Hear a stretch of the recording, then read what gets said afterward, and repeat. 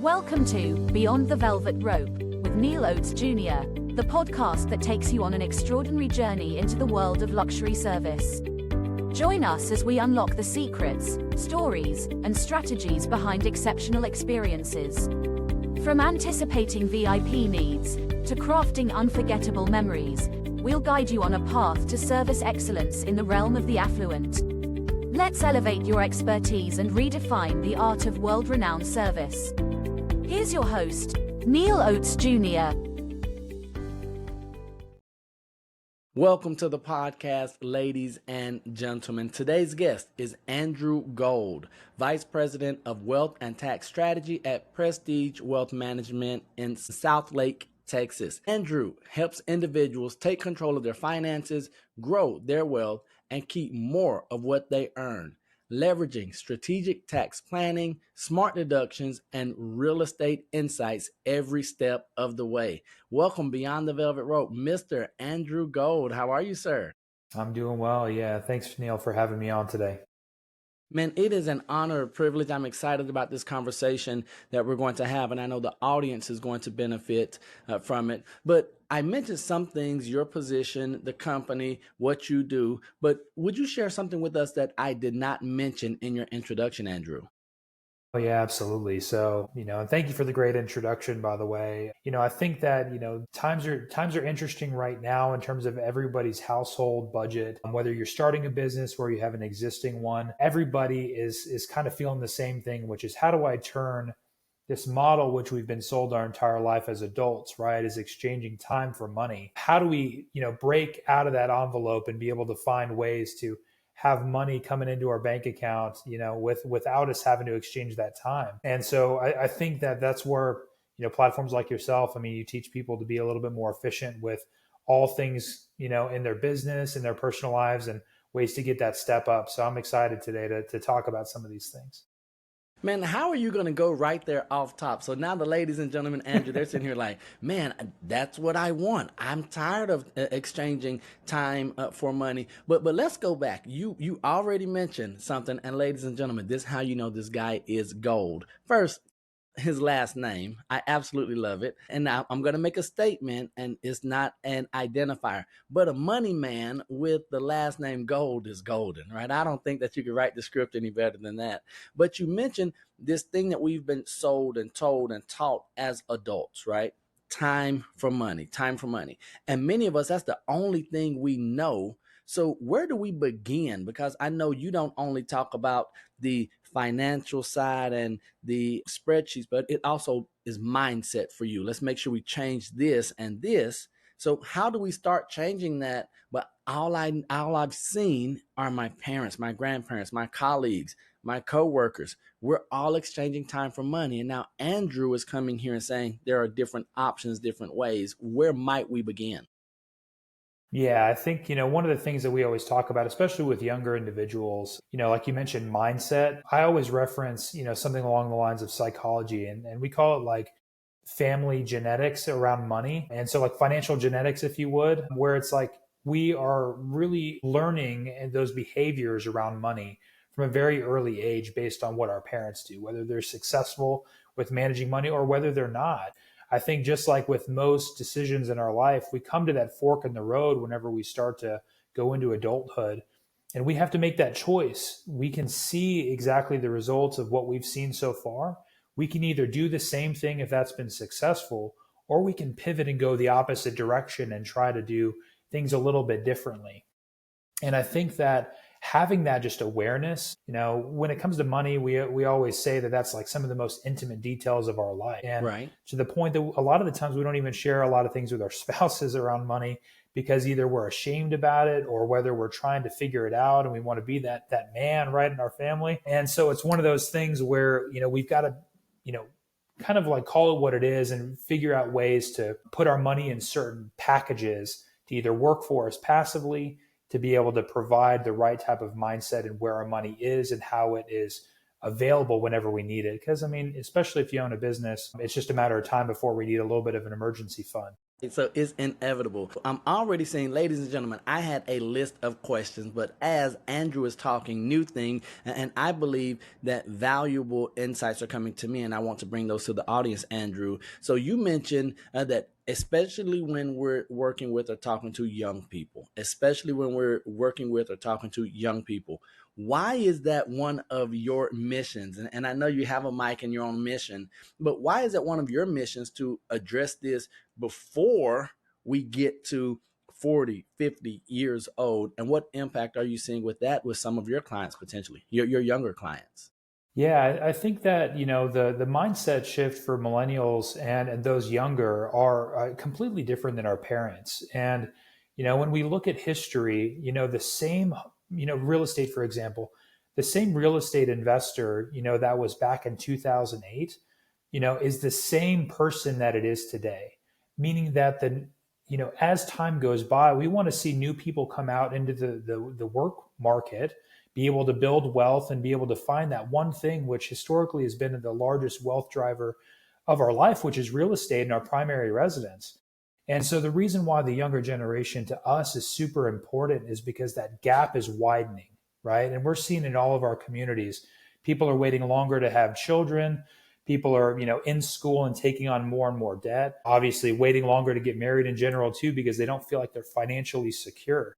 And so I think that especially on platforms like this, the more that we talk to people that are sub 35 and starting to create those good behaviors will put us in that position where we're willing to go down on a knee for our lady. We're willing to get our kids that early jump start on education and having those good things kind of imprinted into our lifestyle. Okay, so I've had an opportunity to interview guests and to have them on the show. And there's something that jumped out at you that makes us kindred spirits. And I know in business we have to be careful because we aren't supposed to talk about religion and politics, right? But I love the fact that when I was doing my homework, I was doing my research on Mr. Andrew Gold, you identify yourself as two key things that I absolutely love and they hit my heart. So first, you describe yourself as a Christian, a husband and father, and then you talk about your profession. Then you talk about your training. Then you talk about what you do for a living. But who you are in Christ, number one, like that. I don't like this. I'm like, oh man, we've got the winning formula already. But then you went husband and father, and then the money. So let me ask you, and my audience is one where many of them think like we think, right? They have the same desires, they have the same priorities, and they follow the principles, especially those biblical principles. And so, how does your faith and family life shape the way you approach wealth and business, even with your clients? Yeah, no, that's a great question. Yeah, 100%. Usually, faith, religion, and money and finances, usually those aren't all in the same conversation. But I think that, this is why we're here, obviously spread the word. So I think that, at the end of the day, from a religious standpoint, like, we're supposed to be good stewards of our money. It's not our money, right? We're just put in Hey, a position. come on, Andrew. Let's go. Talk that talk, sir. Yeah, so I think that if we all kind of take that mindset and be like, we're put in this position to manage this money because it is the blessings and the things that we've been given and to be put in charge of, right? And so if we take that mentality and kind of go home with it, then I think that works backwards in terms of like, hey, this isn't, is my ego, right? This isn't a part of it. This isn't has nothing to do with me. The more that I take these principles and I apply it, my household with my children, the more that we can take that and run with it, the better off that it's going to be for not only us, but the people that we work with. And I think, the reason why I love that post COVID, a lot of people are being able to find educational content is because there is a platform for it. There's plenty of people out there that, have plenty of questions. They just don't know who and how to ask them.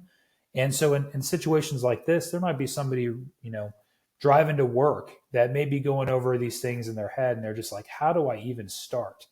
And that analysis paralysis piece is where all of the projects and the conversations and the good behaviors go when you give up that all control and you're like, oh my gosh, please just let me make one right move, and then the momentum starts to shift a little bit. Okay, and so speaking of one right move and where we start, and you mentioned driving to work or in a car, there was something that I'm not going to say started your journey in this, but there was an accident, and you had some resources and you wanted to do the right thing, but you realized my desire to do the right thing was met with people's unwillingness to help me because you were invisible to them, right? You're coming through and you're saying, hey, I've got the right heart. I've got the right mind. My goals, my desires are in the right place. I want to set this thing up. I need some help. And it was crickets. So would you just share that with us and what you learned from the experience that I'm talking about? Man, Neil, you've done your homework. Oh, yeah, I'm happy to open up on it a little bit. So, yeah, whenever I was in college, I guess first and foremost, I've always been kind of one of those people like, you know, I want to learn from the ground up. I want to learn from, to prepare myself in the mindset. I want to prepare myself for the good times before they come, right? And, when you're in those, dark, deep moments, those are when you learn the most. And so, I was kind of, honestly, everything happens for a reason, but, I was actually on my way to go visit my friend in the hospital because he had left his phone charger at home. His phone was dying, and I was on my way to the hospital. And Hold on. So Andrew, this is crazy because you got there, not the way you wanted to. Go ahead, oh, yeah, sir. it gets better. Yeah. So literally in front of the hospital, I was on my motorcycle and guy blew a stop sign, hit me, and I ended up, 2 floors below my buddy who was getting an appendectomy. And so here he is, his phone's dying. He's worrying about his phone dying. And here I answer and I'm downstairs. And I'm like, hey, I made it, man. Don't worry about it.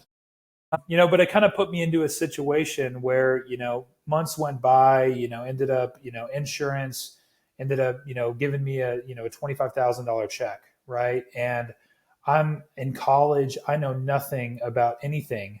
At the time I was an architecture student and I was, trying to find, a quiet place to learn and study and get through this thing called college, while juggling a job and in athletics and whatnot. And so, I was like, I don't have the knowledge to do this, right? Mm-hmm. And so I went and interviewed a couple people, scheduled some time, and I was kind of received with like, hey, you don't have enough money to work with me. And I think we all have those kind of like hurdles and those resistance in our lives, right? But I think for me, that may have been what I heard is I don't want to work with you. You don't have enough money. What reality is that they're saying that, hey, the cost of me per hour is not going to be able to benefit you as much because I handle complexities and things like that. And maybe that's the angle that they were trying to have. But I heard that I don't have enough money for that person.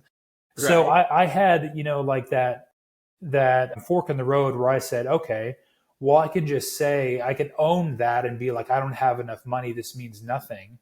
And I can either let it, me squander this money, have it disappear to go into student loans, or maybe go get a new shiny item like a new car or something like that.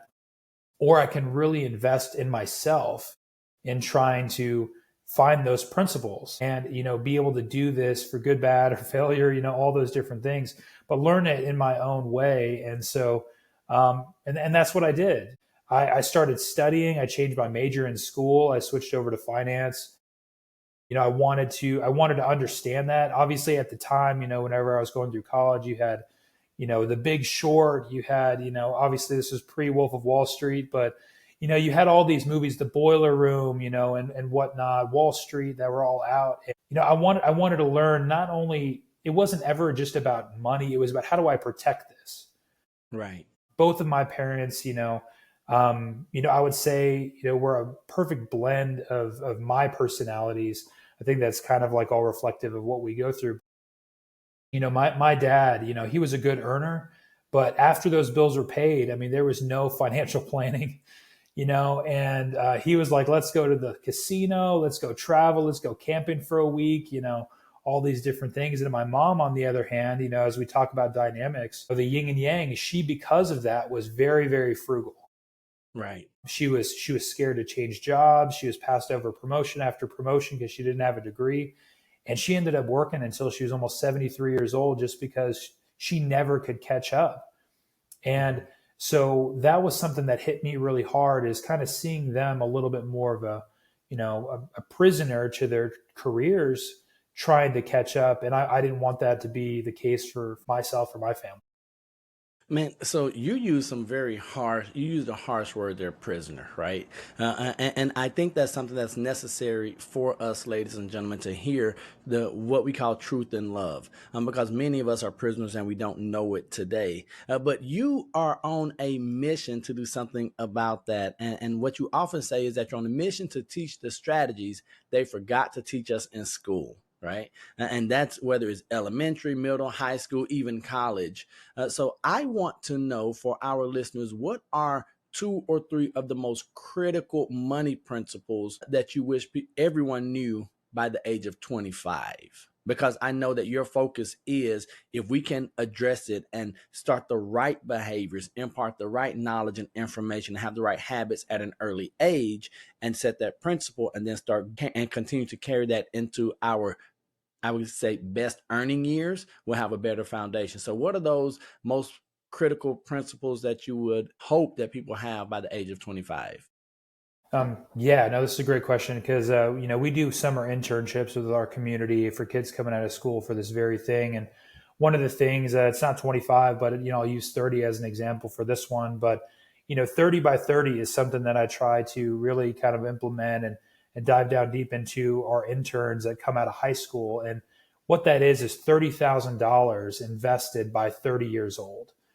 And when you take that, you want to, you got a question? No. But because we hear that, right? And you say 30 by 30, and many of us, we immediately go to ESPN, right? That's not what you're talking about. So when you say 30 by 30 and we hear it, and then you say $30,000 invested by 30 years old, the first thing that many people will say is, well, that's impossible. It's impossible. But you're saying we have this program, we do this so you've seen it, you continue to do it. And I'm going to assume that you have a plan that you can walk people through and how to make this possible. For sure. Yeah. So, the big thing is, about 30 by 30, the reason why it's so powerful is because when you have $30,000 invested by 30 years old, if you don't touch it, if you don't add to it at all, that's your first $1 million at retirement just by using compounding interest. And so one of the biggest fallacies that we see is people that are putting these self-imposed determinations and results of their life just because of the big feats that sound too good to fail, like you mentioned, like that. How do we get there? And so once we have that expectation, that little bit of a mindset shift, we can build it backwards, right? So then you look at 18-year-old person coming out of school, maybe they're working part-time and whatnot, getting a 401k match. So then all of a sudden your money starts to work for you a little bit there. That's free money that you can help go towards that 30,000. But really when it comes down to it is trying to get away from that. This is too big for me to fail, right? Right. This is so important. Unlike the generations before us, which have had our employers really provide that pension and that income, a lot of the younger generation is concerned about even Social Security being there. And so when we do these education events, especially with kids, we talk about history. We talk about how it doesn't always repeat itself, but a lot of the times it rhymes. It changes over a period of time, and understanding these vehicles that were put in place, they were not supposed to be things that we're supposed to rely on as much Right. as we do today. And so, I think regardless of age, most kids these days that are coming out of high school have probably been going to Starbucks with their parents for 10 years, $5 at a time. Gosh, it's $6, $7 at a time now. But little things like that, I always challenge, the kids that come through our program where it's like, find something that feels at all to you, right? If we go to the store and it's $20, if you feel that, if you go out with, for food with your friends and it's $50, or you go to the movies and it's $30, start there and find out that if you could feel that, have that automatically go to your future self. See it disappear and know that it's not disappearing. Know that it's always available, but just get it out of your mindset, out of your vision for just a little bit and see how that is. Once that starts to kind of progress, as you make more money, as you do other things, you can see that money working for you. And then you start to build those good positive behaviors about seeing what passive income looks like. And you're like, hey, I may have to go work for an hour for $10, but I just made $10 over here and I didn't have to lift a finger. Like, that's Right. amazing. Right. And that over a lifetime is where you get a lot of those good behaviors.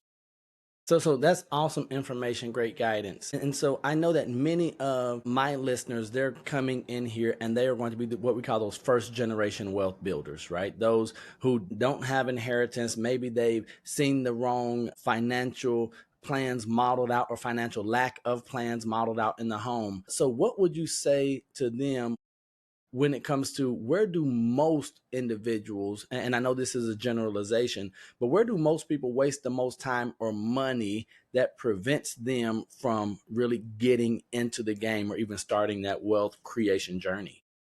Yeah, I think we're in an instant gratification world. And I think that social media sometimes can. Man, hold on, Andrew. You supposed to get the people to like us and be nice and sugarcoat things. He's just telling, like, listen, man, instant gratification. I love it. Andrew Gold, ladies and gentlemen. Come on, No, keep going, and I'll sir. preface it a little bit. It doesn't mean to be that stark, but yeah. So I think that social media, I think, gives us false expectations of ourselves, and I think from our side, especially when it comes to investments and trying to do things that are too big, too quick. We see those examples. And I call them those highlight reels whenever we look at Instagram and all these different things about people that are successful, and a lot of the kids, especially like that are in our community here in Texas, they're surrounded by people that have achievement anxiety, especially coming out of school. And so you set that expectation on yourself where if you have any sort of not meeting your expectations, it instantly goes against you and creates that negative, kind of confidence in yourself. And so that's something that we're going to have to battle the more that we go into a digital world.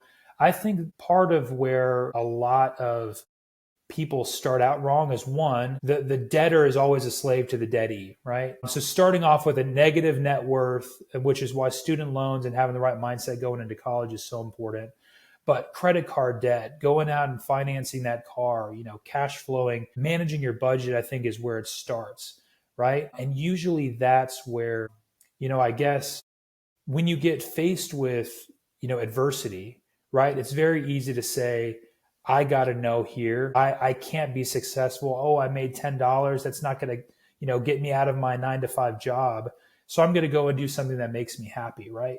And so being able to break those into some different tangible items, paying yourself, your future self, being able to pay down debt and being able to be responsible. Self-confidence and education goes a long way. And I think that that's where we try to do a really good job of meeting people. Awesome job. And so, ladies and gentlemen, I do want to remind you that we're here with Andrew Gold. And so you talk wealth and tax strategy. So that means there's some planning involved. And part of that planning is what you just mentioned, this idea of paying yourself first. Andrew, how can I pay myself first if I don't have enough money to pay everyone, right? And so we love the idea, but this isn't just theory for you. It's not just philosophy. This is something that you had to implement yourself, even as a young man having a new family. You say, hey, I'm going to bet on myself. I'm going to pay myself first. Could you just explain that to the audience and what it really means to pay themselves first, and what might be some strategies to get them there if they don't find themselves thinking that mental side that they are able to pay themselves first? Yeah, I think that, I always used my future self as like, I kind of viewed that as like a bill, right? And so I view my future self as an addition to my rent, as an addition to the bank that I pay my car payment, credit card bills, utilities. Envision that person as a separate entity from your own body. And, even if it's something, like I said, 30 by 30, you can start there with 5, 10, $15. There's ways to be, both long-term successful, but also not necessarily add any additional burden to yourself on a weekly or monthly basis, but start very, very small. And going back to that Starbucks example, what if it's just $5 a week that's being able to be pulled out of your account and go somewhere else? Find those little things that you can carve that out. And I promise you, and there's apps out there like, I think, like Chime, and I don't remember exactly what the one is where they'll automatically round your transactions up to the next dollar. Acorn maybe, and they separate it. Little things like that. The reason why those platforms even exist is because they work. And part of the reason why there's such a big struggle, especially with the younger generation, is because one, we don't feel like we have access to those types of features. And two, we don't instantly see those results, which make us feel more confident about our progress. Right. And so even though it's like, oh, I spent 71 cents here, they rounded up an extra 29 there, that may seem like that. What is that doing for me? 29 cents isn't getting me out of my, my server job or anything like that. But I guarantee you, you do that for a couple months and those 29 cents turned into dollars and then turned into tens of dollars. So that's one piece, is just having like good expectations. The second piece is, and this is something that we talk about a lot, inflation is a word that a lot of people are more familiar with nowadays. In a very basic sense, inflation is our bills and expenses getting larger over time for our cost of living. And I think the big thing about that, which holds us back, is if our money isn't moving for us, right? If Chase Bank or any of our credit unions or anything like that are paying us, 0.3% or zero, that's not keeping up with our grocery bill, Correct. So doing that due diligence and research, we can get 4, 5, 6% on just cash right now because interest rates are so high.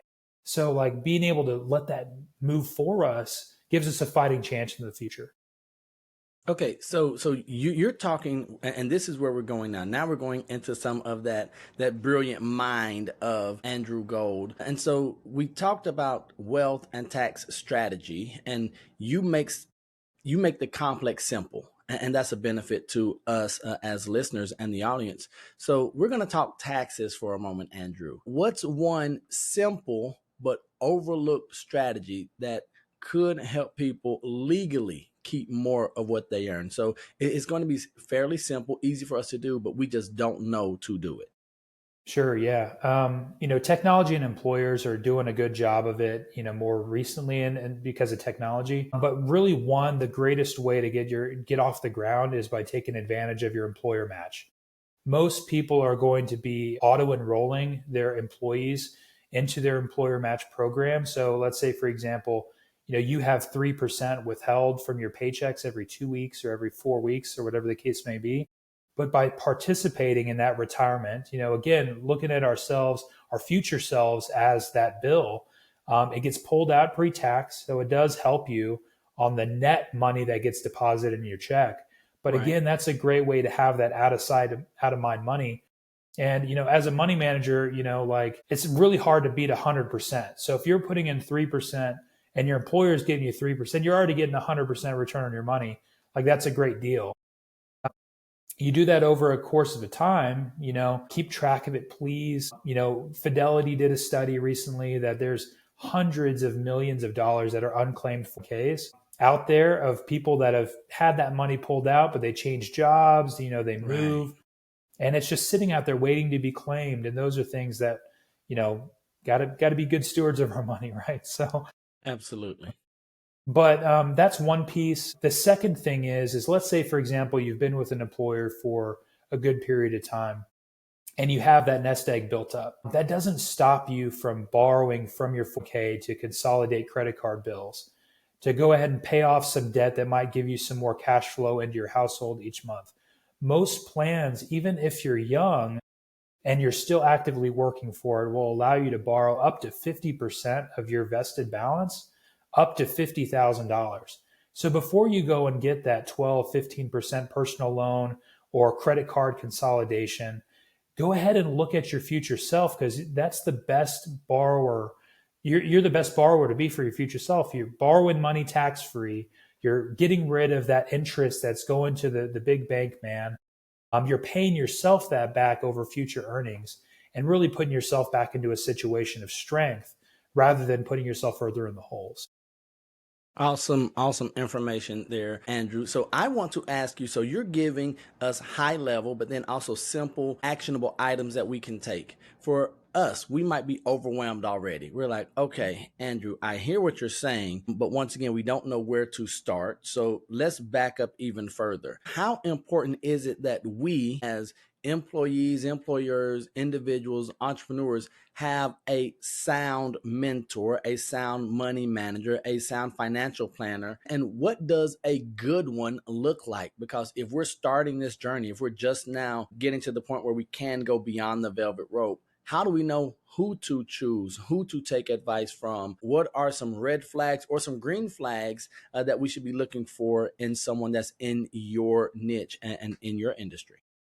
No, absolutely. Yeah. I think that first and foremost, whenever you're looking for a professional to work with, interview at least two or three of them. You want to find somebody that's in the same personality type, or maybe they have a little bit more specific interests in the things that you're interested in. This is supposed to be a relationship that you're going to have the rest of your life and you're going to want to build together, and don't necessarily feel like you have to go against that kind of hurdle that I went against, which is either being faced with somebody that's unwilling to work with you for the amount of money that you have. Education can go a long way if that's a route that you prefer. But if you have a small business, find somebody that is self-employed as well. There's certain parameters around education and licensing. Fiduciary is a big word, but what that essentially means is that person is working for you, not for the company or the bank that they're associated with.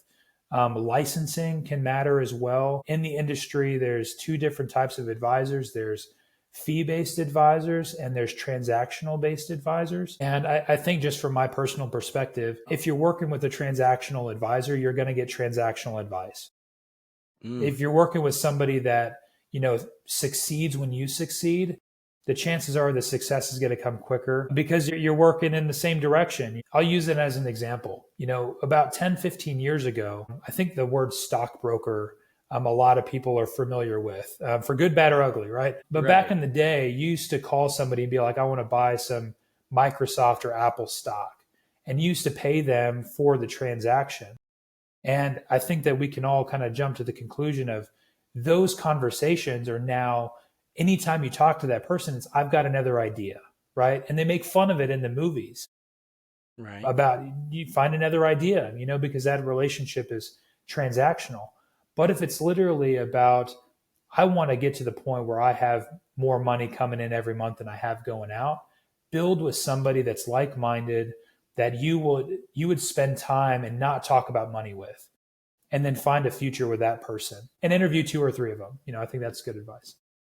Great advice. Much appreciated. Now, you've helped people grow wealth through multiple vehicles, right? So it could be through real estate, business, investments. How do you help clients decide where to start?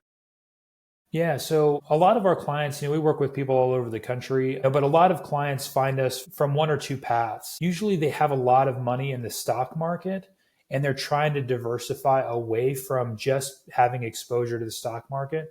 Or maybe they have real estate and they're trying to find diversification into the stock market.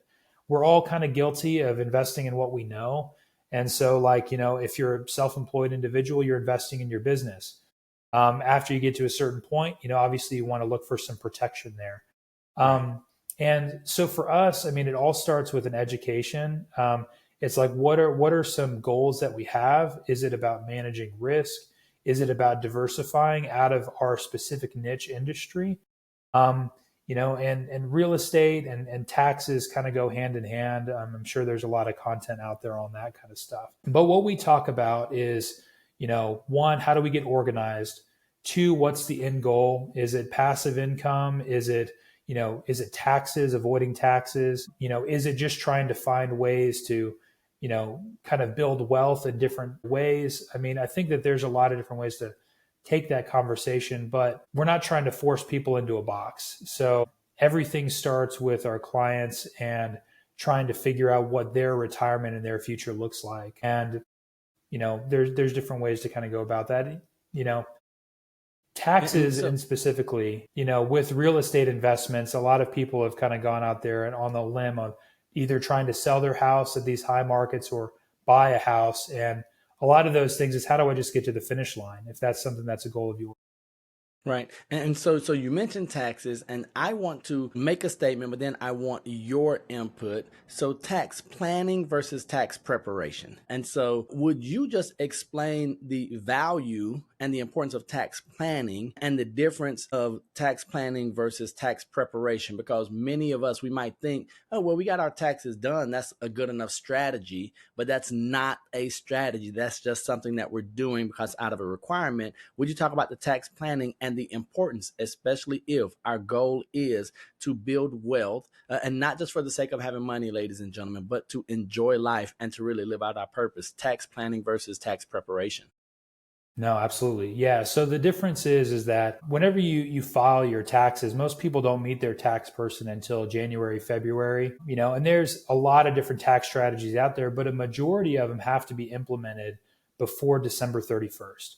So a lot of the times as an investment advisor, we're meeting our clients, multiple times throughout the year. We're having conversations. A lot of the times we're talking about, scaling your business, what your retirement timelines are, what you're spending your money on, little things like that.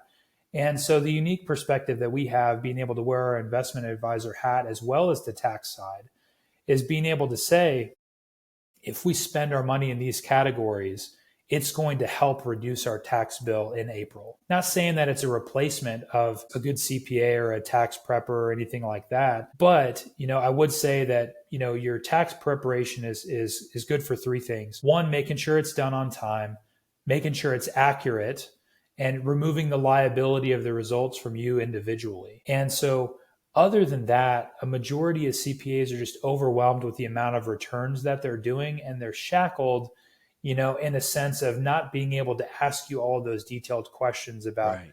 where your money went, what the purpose was. And so I think in terms of tax planning, one, it's knowing what your tax bill is going to be will give you a really good fighting chance to avoid it. And then two, it's being able to say, I have some extra cash. If I put it into this is going to be able to save me X amount of dollars. Is that worth it? And then being able to really help reduce what really matters is kind of taking those dollars that would be going to the IRS and putting it back into our budget, which is important. All right. So, Andrew, we mentioned on the outset of this episode that you lead with you're a Christian, husband, father. And so people hear you and I have this conversation and they're like, these Christian men are talking about building wealth and money is bad. And are they arrogant? Are they egotistical? But how do you balance or reconcile building wealth, or how might we have this conversation with someone who is on the fence, who are saying, well, yes, I want to build wealth, but I also want to stay humble and grounded in my faith? I think you're one of the perfect people to have that conversation with. So what might be some conversation around that piece? Yeah. So I think that, one of the things that most people kind of get mixed up is, one, attaching your ego to your bank account and your finances. Again, it goes back to being a good steward of your money. If you're going into it as like, this money isn't mine, I'm just here to necessarily, reappropriate the resources to make the most amount of impact. Those are things that we can give back to our community. There are things that we can do to be able to necessarily change the outcomes of lives all over the country by doing good, purposeful things with the resources that we do have. But I think, separating this money from my being, right?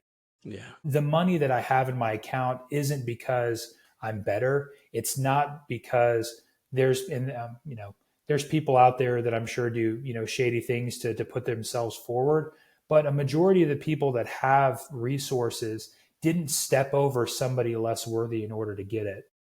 Absolutely. And I think that that's more of like a societal thing that's been kind of like pressed on us to divide us, not, push us closer together. Absolutely. Everybody has the ability to prioritize themselves and put themselves in a good mindset. And one of the things that I talk to my girls about all the time is just having gratitude and being able to say that, like, obviously we're all living in sin. Jesus died on the cross to be able to provide us grace and to be able Right. to forgive us for the sins that we all and the shortcomings that we're all going to have in our life. And so we have that choice to be able to let those shortcomings define us, or we can come into it with a more of a perspective of, this has already been forgiven. I'm going to take this grace and I'm going to make change in my life to do better for myself, for my family, and for my community. And be able to kind of tie those two pieces together, not let the narrative define our outcomes. Absolutely love it. Now, you've said a word repeatedly throughout this episode, and that is education, education, education. So we know you understand the value of education, but it's not always traditional education. And what I love is that you're not just teaching people how to make money, you're helping them build legacy. And that's a big part of this mission that you are on. So let me ask Andrew Gold, what does legacy mean to you, sir?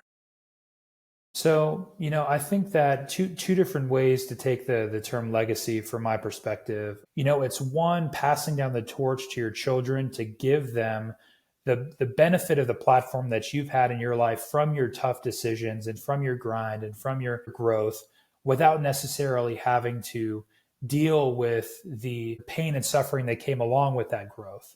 Right. I think when most people think of legacy, they think about leaving money behind to their children and giving them that step ahead. The other piece that we do a lot with is more along the lines of philanthropy and being able to make an impact in your community.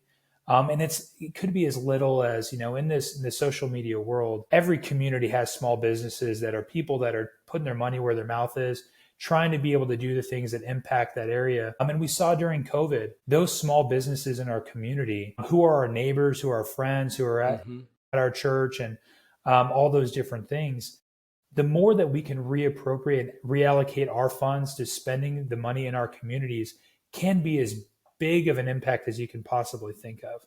Yeah.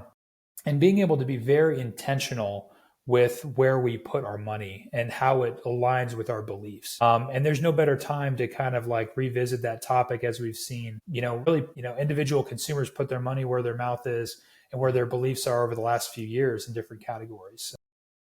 Absolutely. So now, Andrew, I'm going to get personal, and I believe in leading by example. So I'm going to ask you this question and then allow the audience to take it as they will. But what's one financial principle you live by that's non-negotiable for you and the Gold household? Yeah, so many. I think that the one that I truly believe in is again, reverting back to paying my future self, just because I think that hits home for me, of seeing what frugality can be like. And necessarily, I kind of view it as squandering opportunity.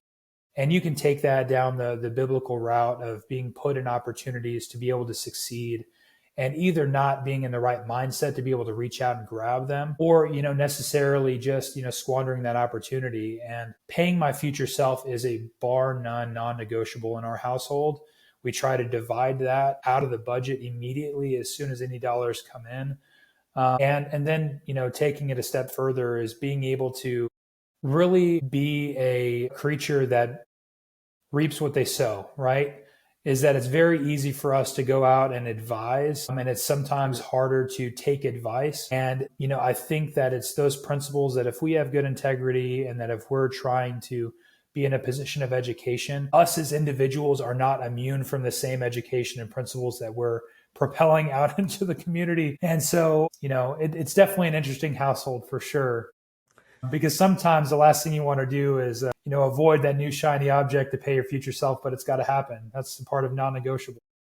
Be like, baby, we could. You like, didn't I just hear you tell someone else? And you're like, foiled again. Yeah. And so this is where some of our listeners might find themselves. They might find themselves overwhelmed in their current financial situation. And they're at the point, they're listening to Neil and Andrew, and they're saying, if I don't get anything else today, I need one thing. What's my very first step that I should take? What would you encourage them to do? Yeah, I would say really be honest with yourself. Look at your bank statement. See what money is coming out. See where it's going. And then really Andrew, that's the hard one, sir. So that's where we have to start. So if we don't like our financial situation, he says, look, take a picture. Look at it. The mirror is the most honest place. Yeah. And it's hard to say it. I mean, because we're all guilty of it. It's the Amazons, it's the subscriptions, it's the little things like that.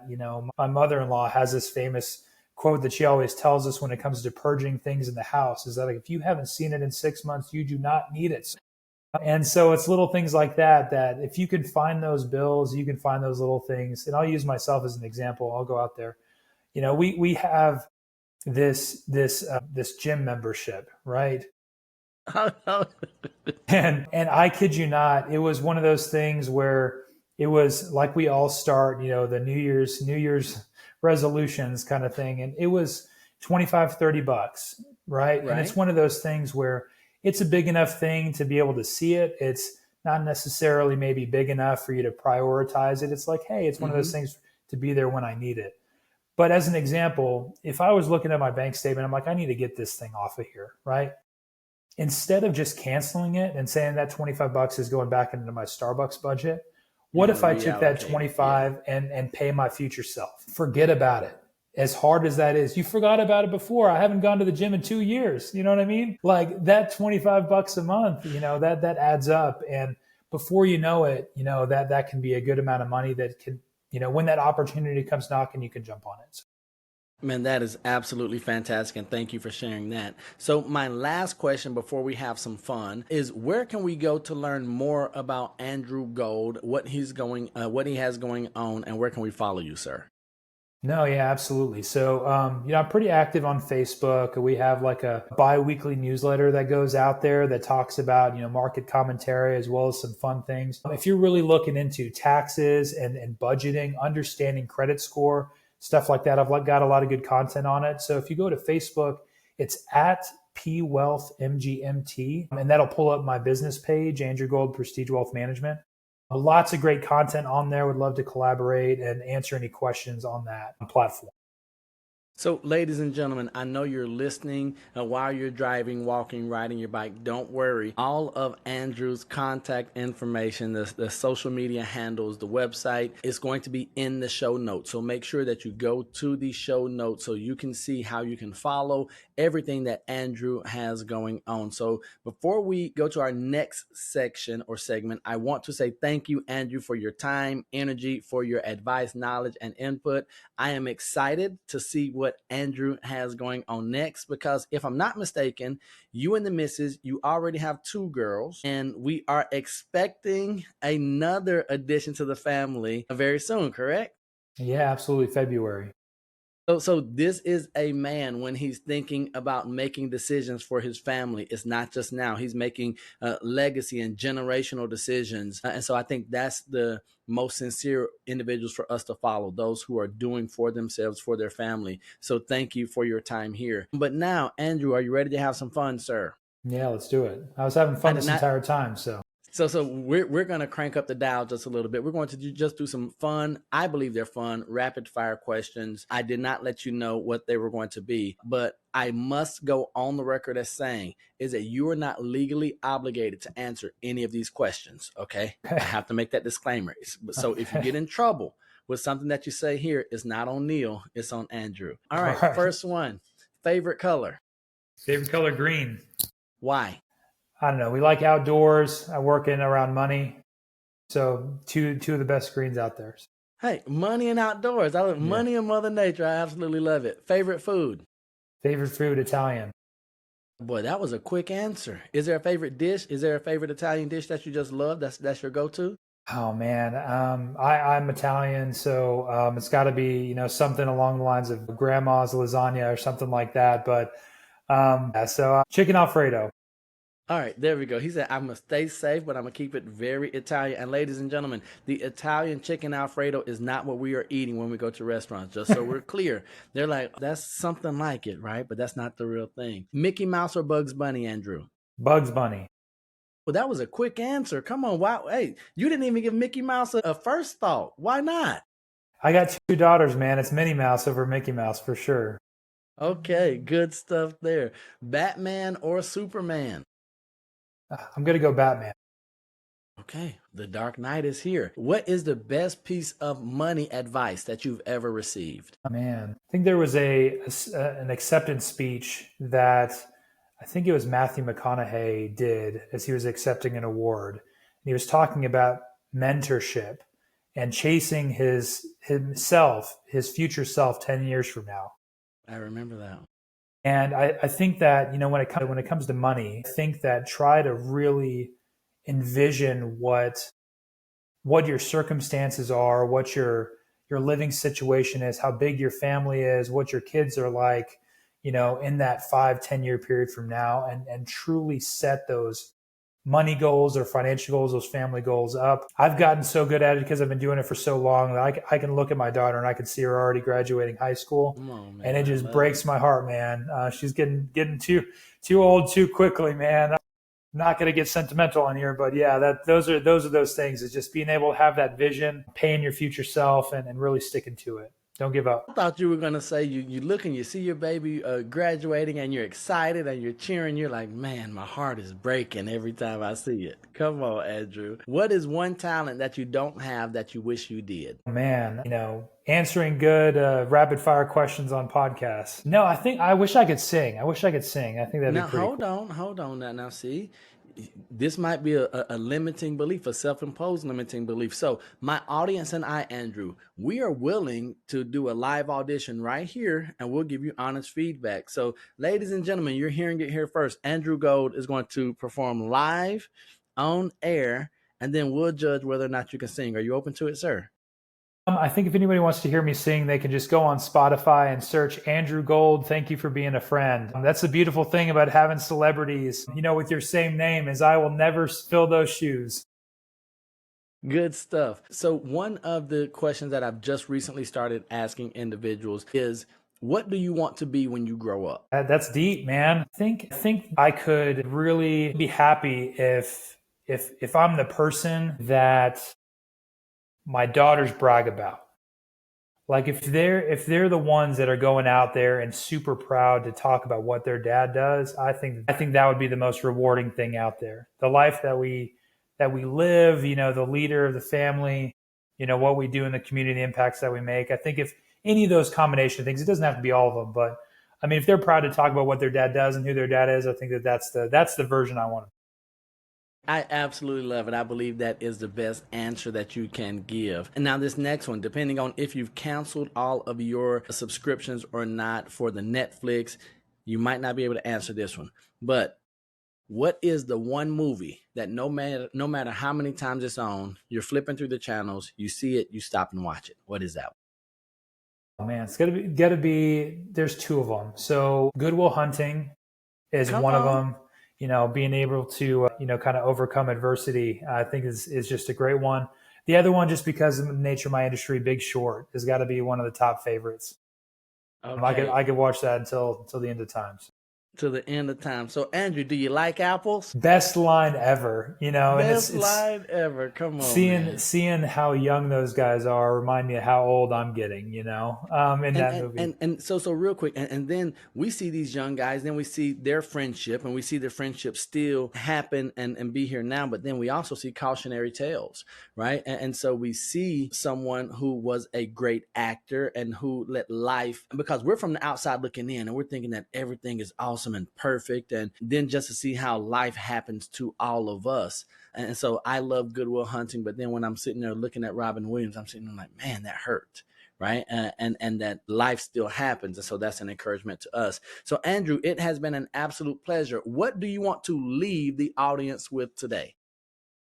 Yeah, I think, I'll kind of end on a high note of just, a little bit more, perspective and motivation. One of the things that we deal with a lot is, in estate planning, being able to help people through that process. And as an example, using Robin Williams, using some of these people, Michael Jackson, for example, Aretha Franklin, all of these Yeah. people that are, Heath Ledger, even speaking of Dark Knight, we see that these people that we idolize and that we really see as an influence in our life and our being and enjoy watching.